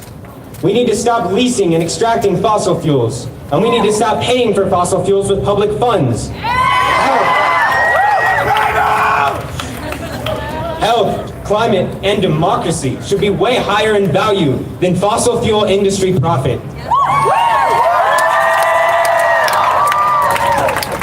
Plastic is destroying life as well. Everywhere you go, there is more and more plastic. There are alternatives to plastic in many, if not all, situations. They are oftentimes, however, too hard to find. Right now, to go zero waste and zero impact, you need to have money. And you have to go to extreme lengths to find those resources. This is nowhere near sustainable. You aren't even giving us a chance. This is a system change.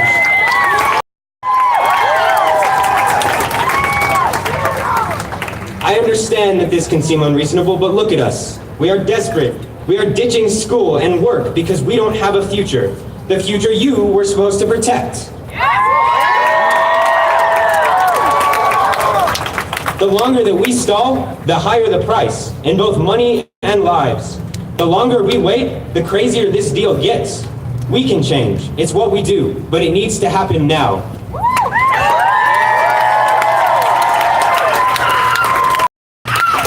Now we have a list of demands from all of these strikes, and I'm going to go ahead and repeat them. And I want you guys to repeat them after me.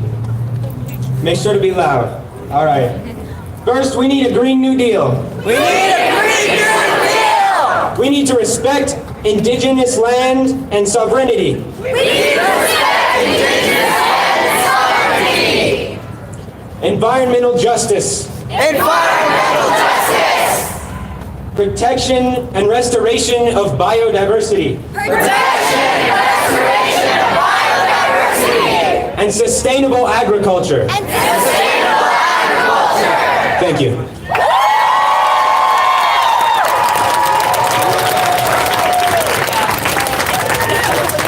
We have reached the sad end of our climate strike of 2019, right? Yeah, 2019.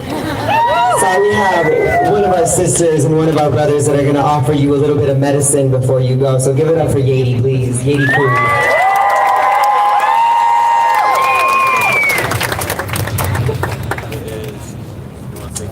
Plaza Kamati to everyone who came today.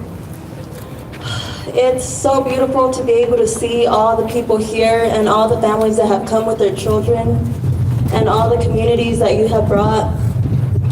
One of the greatest things that we could do for our mother, and one of the biggest actions that we could do, is work as a community. Because when we work as a community and when we use each other as resources, we are able to do so much more than what we could think of.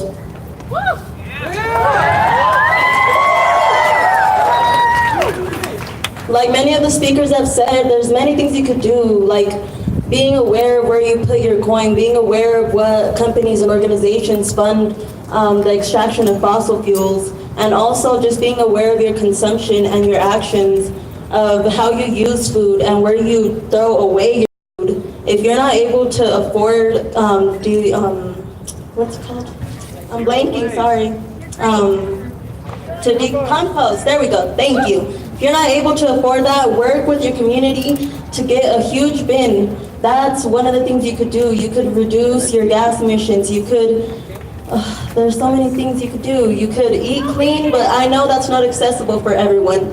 And if you don't have the accessibility to do any of these things, if you don't have the accessibility to buy from ethical people, if you don't have the accessibility to afford vegetables and green produce, then pray.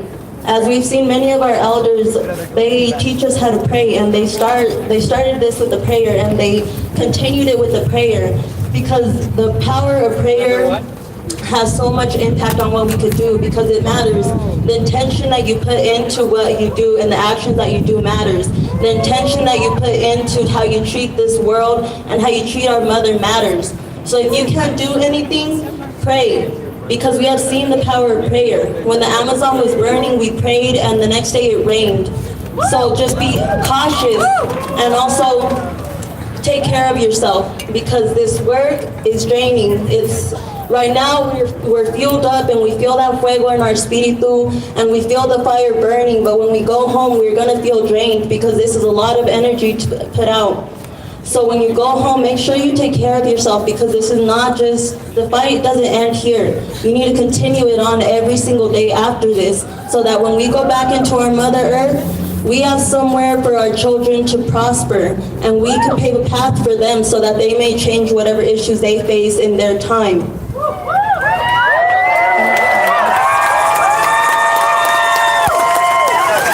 again, just please take care of yourself and re-energize so that you may keep going, so that people who need to sit down may sit out while you fight for them, because we're all here as a community. We're all here because this is intersectionality, baby. Like, come on. So short and sweet, Lasso Kamhati to everyone who came, and just remember, take care of yourself and keep it going.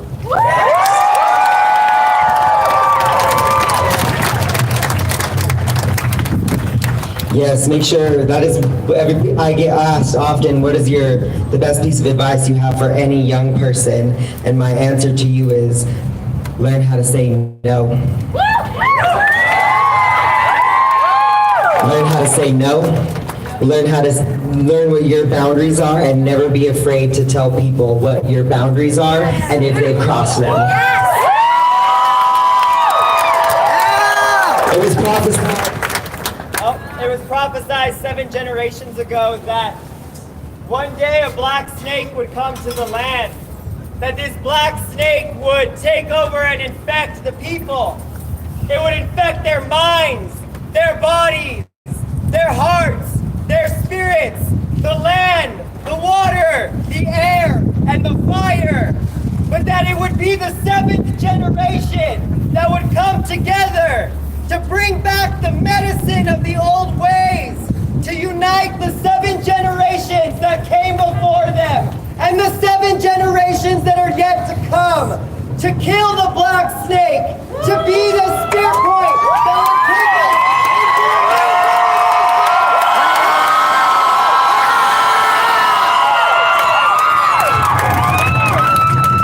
I am honored to tell you all that we are living in the 7th generation right now.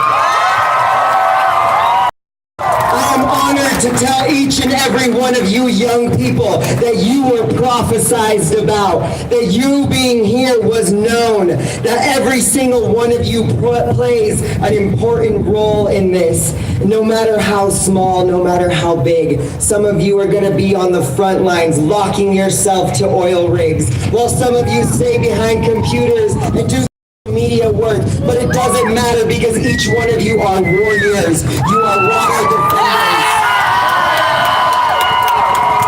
You are water protectors. You are land defenders. And behind you stands 1,000 ancestors waiting to be heard.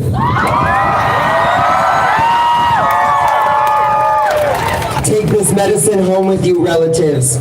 And I just want to give a special announcement to my grandfather, Anthony Lopez. He fought in World War II. He sacrificed a lot for this land, for this America. He's an indigenous person to this hemisphere. And when he came back from battle, he had to go through the same things that every black and brown person was dealing with in this country. My grandfather passed away last Monday, and I'm doing this for him, because he defended his people, just like I'm going to defend our people.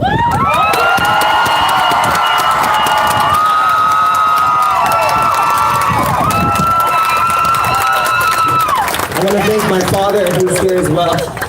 Thank you, Dad, for fighting for us in Vietnam as well, and always showing us the way, always showing me what it is to be a good man, to respect our women, to fight for them, to know what consent is, to know how to treat us, to know what it means to be a warrior. Thank you, Dad. And to all of our mamas that carry us for 9 months in water, thank you. The same thing that we're doing to the earth, we're doing to our women. My sister Erin Wise once told me when we were standing in the fields of North Dakota, she said, every time I watch them put a piece of pipeline into the ground, I'm reminded of the day that I was raped. The same thing that we are doing to the earth, we are doing to our women. We have men, boys, all of our male identifying people. We have to use our privilege to uplift our sisters, all of our female identifying peoples, our trans sisters, our trans brothers. We have to use our privilege to speak for them. We have to use our platforms to protect them in any way that we can. Thank you for allowing me to take up this space, young people. Thank you for allowing me to be here to my elders.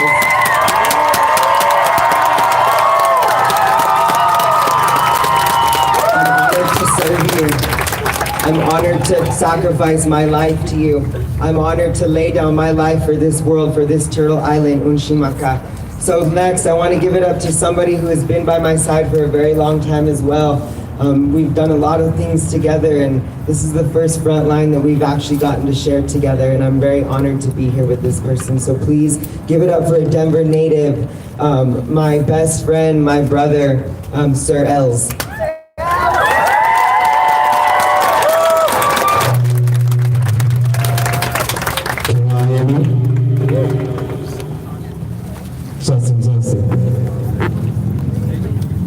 Let me hear you guys say, one people, one planet. One people, one planet. One people, one planet. One people, one planet. One people, one voice. One people, one voice. One people, one voice. One people, one voice.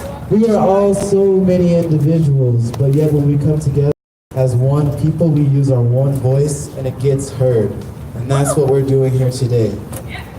I'd like to thank all the people that were speaking before me.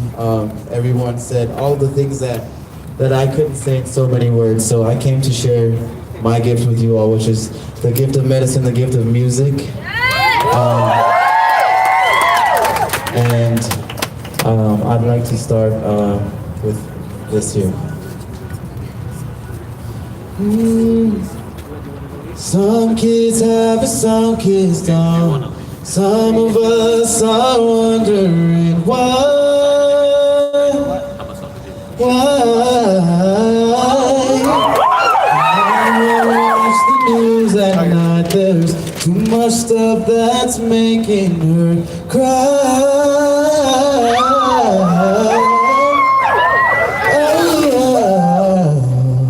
We need some help down here on earth. 1,000 prayers, 1,000,000 words, but one voice was heard.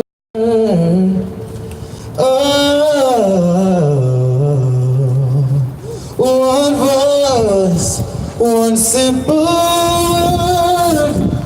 Hearts know what to say. One dream can change the world. Keep believing till we find our way.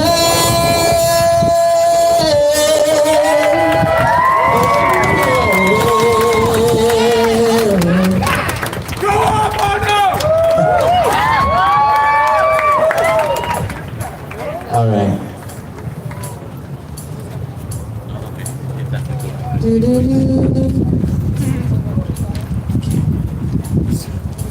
Let me just adjust my levels here, you guys. 1 second. You're amazing!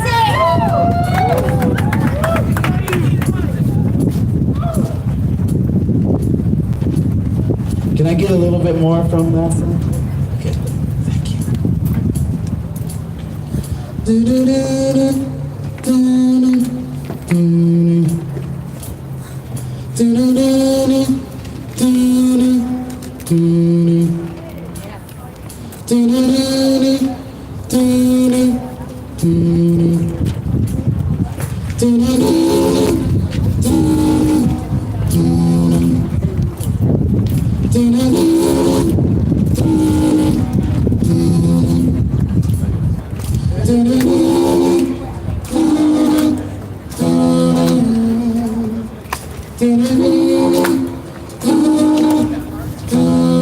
Sorry, give me 1 second to start over, guys. Thank you.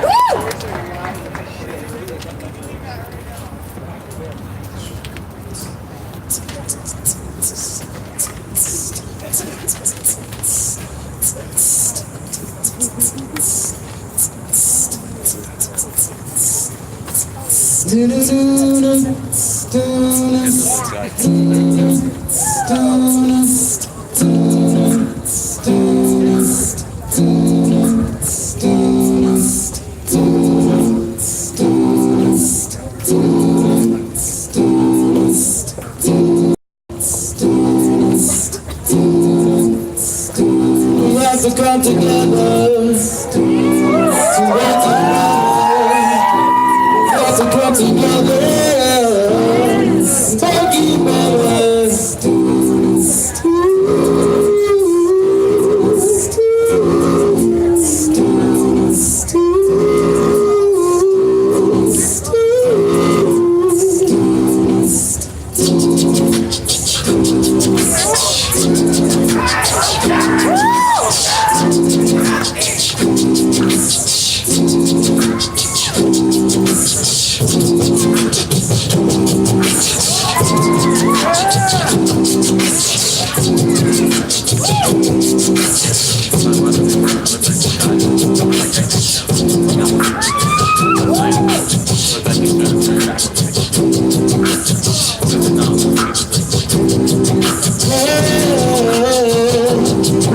Come together so we can make it better. One piece of our world, we have no choice. We got to come together so we can make it better. One piece of our world, we only got one chance, so let's come together.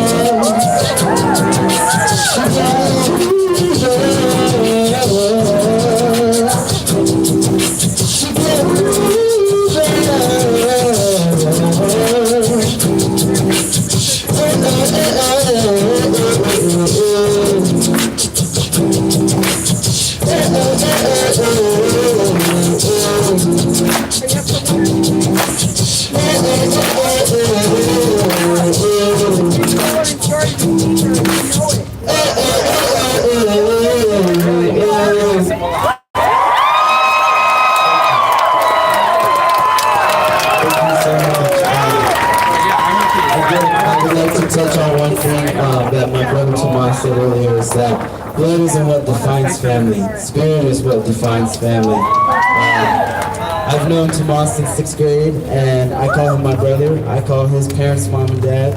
And I feel like if we all started treating each other like family more often, we can truly come together and make powerful things happen, like we've all witnessed today. So I don't know if you guys can hear me that well out there, but I just wanted to thank each and every one of you for being here today. Your voice matters. Your voice matters. Everyone's voice matters. So before I go again, I'd like to say one more time. One people, one planet. One people, one planet. One people, one planet. One people, one planet. One people, one voice. One people, one voice. One people, one voice. One people, one voice. Thank you so much.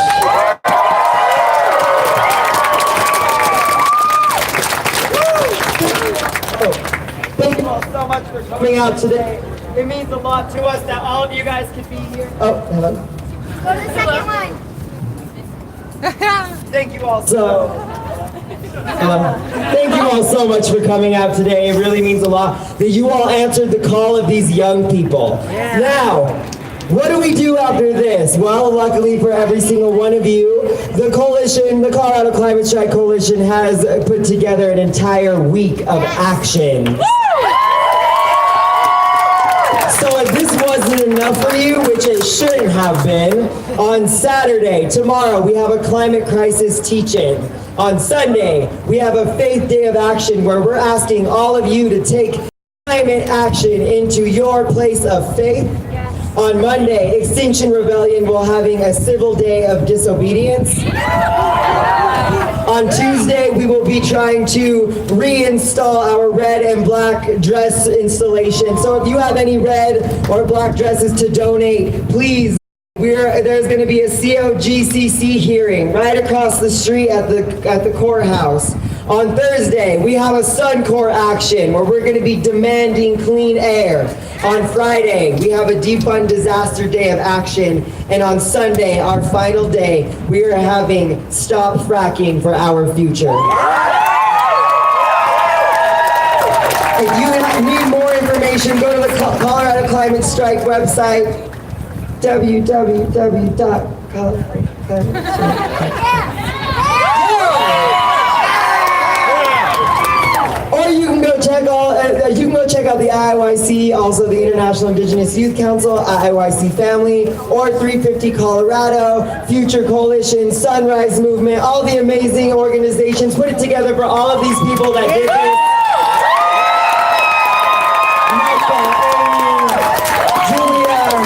Michelle and Nick, thank you all so much. Please get home safely and take this power with you. I love you all. Eat and drink lots of water. As you disperse, we're going to sing Medicine Song for you. So don't worry, just keep going about your day. So. Thank you.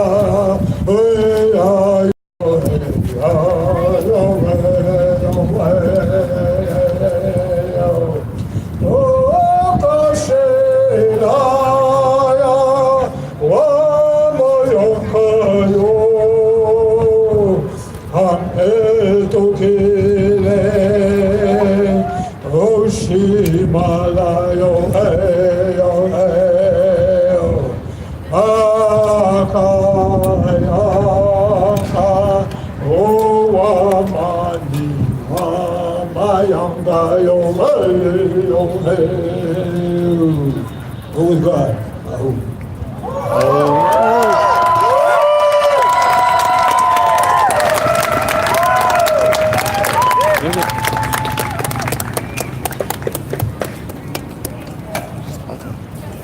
Made in my house, I think. It's an Occupy button from Boycott the Urban Camping Ban and Occupy Denver. Yeah, I got it last year at the I said that the buttons were supposed to be here today. They didn't bring them. We were supposed to be here. Like, it happens.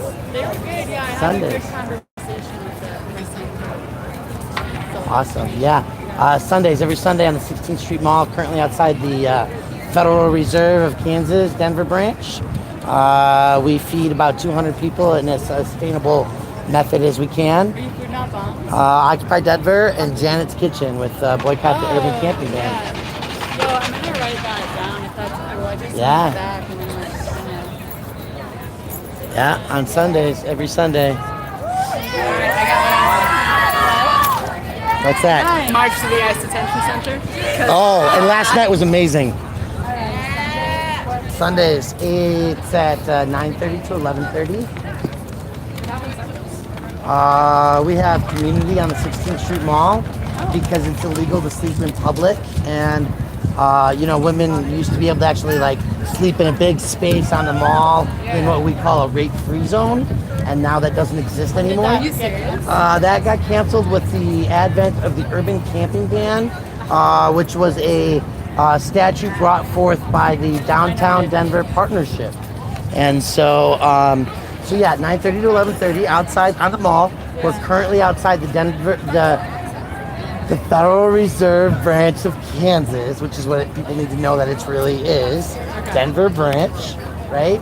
And so we have food, clothes, buttons, lots of buttons, and our family. It's a place to meet, to talk, and to explain, and to educate, and to connect, and all kinds of good stuff.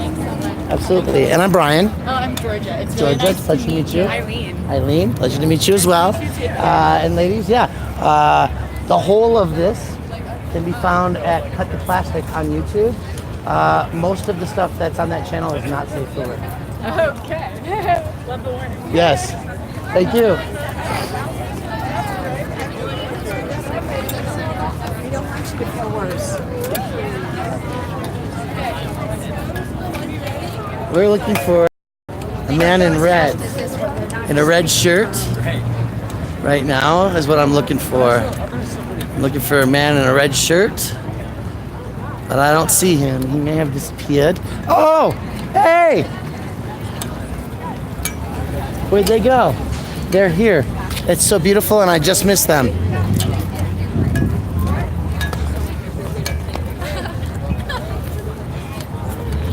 I have to interview you before you leave. But I was just talking to these ladies and they had a button on them. Oh, they went that way. Our button's over here. You gotta come talk to us. If you're looking for some good buttons, they're down here. I gotta go to work soon. Okay, well listen, we're just walking to the button table so everybody can shake your hand and know that you're one of the people that has a very interesting story to tell about the ICE detention event last night. And I want you to know, and I'm just gonna give a spoiler alert to my friends, we will do everything in our power to find you an attorney. Oh, I already got one. Okay. Thank you, though. I appreciate it. Hi. Do you know who this is? No? This is Sid. Sid was arrested last night. Oh, and congratulations. Welcome to the group, man. When are you in court? When's he in court? I don't even know yet. I wanted to go so bad. Are you going tomorrow? Because you know what? I think a lot of people are. No, listen. This was after the event, right? We got to hear this story. No, after we got in the car, they Yeah. pulled us over and ripped my friend out of the car. Yeah. They were surrounding us guns and Because shit. they have surveillance. We've been occupied. They've done this for us for years. And that's why they said try to stick together when you depart. Because they'll pick you out in the crowd and wait until you're dispersed so they don't have to deal with the crowd and they'll pick you off like And that. car. We were one Yeah, of the last and car. people They know left. you. So Yes. that was, I think, a big issue, and they just wanted to get somebody. Yeah, they want it. Yeah. So that they could say that they were arrest made and that we were breaking the law, even though we weren't. So what were you charged with? Well, first they had me as obstruction, but then they had so this is when I'm in the back of the car. They told me I'm under arrest for obstruction when I asked them. Then they have me in the back of the car. I can hear them talking, and they're like, "Why do we have Coming this up with kid?" more stuff. Yeah, they're like, "Why do we have this kid?" And they're like, "Well, obstruction." And they're like, one guy comes up and goes, "He wasn't obstructing anything. He wasn't resisting. He was being compliant." So then they go, "Okay, well, he was blowing his whistle the whole protest, so we can get him on the noise ordinance." Oh my God. And then they're Seriously? like, there's a more discussion. They're like, no, let's get him on disturbing the peace. So they got you. So they Yeah. had They to got me make on up disturbing some. to the peace. They had to make up some. Yeah. Yeah. They had me, and they were like, no one knew why, because they had the other That's guy so was fucked up, yeah. resisting and beating a drum. Did you get your probable cause statement yet? No, we haven't walked any of that stuff. I haven't even talked to my lawyers. We know how to go through all that shit. Yeah. I had a lawyer who helped me with my last arrest, so I wasn't supposed to get arrested again at a protest. Yeah, I'm not supposed And to. That's what I've whatever. said for years, and I still get arrested. But, Okay, this time though. So when did you get out? How much was the bond? I didn't actually get brought back. They took me in a car, drove me around with my cuffed. My friend got brought to jail and was put on bond. Because you're a young man, and they hope they scared the shit out of you, so you Yeah. would never do anything. No, wait, wrong. it's fucked up to more than that. Just keep fucking going. They left him. Where did they leave you? Oh yeah, they left me back where the thing started. I live in South Denver. I was about 35 miles away. They said, "Yeah, you're walking tonight." And I luckily had 1% battery on my phone left. I called my friend, dropped a pin, they came and got me. But they not only did they think that I was gonna be able to drive my friend's car home, and then they forgot that they didn't have the keys for the car, that they were at jail. Then they also couldn't decide on a charge for me, and then they gave me a court date on a Sunday. So I realized how much fucking clowns those guys were at that. A court date on a Sunday? Yeah. Oh, aren't you excited? Your ticket's going to be null and void. Is it really? Yes. That makes it void? 2004. Not going to jail. Well, you got a lawyer for those things, right? Initial motions Yeah. dismissed before they get a chance for correct Hey, date. but anytime I can get arrested for the cause, especially for abolish ICE, like We were on a bike ride joining other demonstrators on bikes. They confiscated our bikes. Everyone that blocked, they blocked the whole street. We're planning the Monday. It just happened to be riding their bike. So make sure you send me some direct messaging on that, huh? Yeah, I'll So I send keep you. up with Share it it. on Facebook. I will put it on all of our appropriate pages. I just need you to message me so I get it. Make sure they're better. It was nice to meet you. You too. Yeah, so I only have like 10 pages or something that have, 30,000 or more readers. Yeah, Monday. All right, I'll send you a message on Facebook. As soon as I get my my contract for my ticket, Class action lawsuit. They threw all the cases aside. So yeah. Always see you. See you, buddy. Thank you. You're my hero. I love you, as always. Much love. Hey, thanks, Fred. Hi, Brian. These are amazing buttons, aren't they? Buttons. Want to arrest somebody just. Thanks, Fred. You're welcome. Love to see you, and as always. That was one of the young men you've been protesting with, isn't it? What? That's one of the young men you've been protesting with. Yeah. Yeah, that's my buddy. Small world. Yeah, no, Sid, that's my boy. Sid, I know him from the climate, yeah. Rebellion. Yeah. And Candy see the a Baka. couple weeks ago, I go to a meeting, and that's when I met him. And then the next night, I went to this thing out in Lakewood called Ecstatic Dancing. Nice. And it's like these crazy people from the 60s. And I'm walking in there, I almost bump into Sid. It's wonderful. He said, "Do you come here a lot?" And I said, "I've been doing it almost every week." In Lakewood? Yeah. Oh, geez, we gotta go check that out. It's costs the minimum they want you to pay is $9. And it's 32nd Street. It's in. Hey, that's exactly right. We're changing the grid. Email Excel once so we can tell them that we want clean energy. It's cheaper. Okay, I'll take a picture of it. Okay. All right. Give it Or someone whatever. else. Yep, that's good. Cool. It's the Sons of Italy Hall, but there's no Italians there. Well, there might be a few ecstatic dancer Italians. Cool. They brought buttons. That was good to see. Yep. All right, folks, ladies and gentlemen, friends and lovers, kids of all ages. Thanks, Fred. We got the, better get a good laugh out of her. Somehow. Say hi, Janet. What's happening? Get some buttons. Good job. And that's Laura, of course, everybody. Karen and the real Michael Whitney, along with Tomas. Thanks, guys, for joining us. And thanks for hanging out. We'll talk to you in the near future. I'm going to go offline and make arrangements to go home. We'll talk to you later.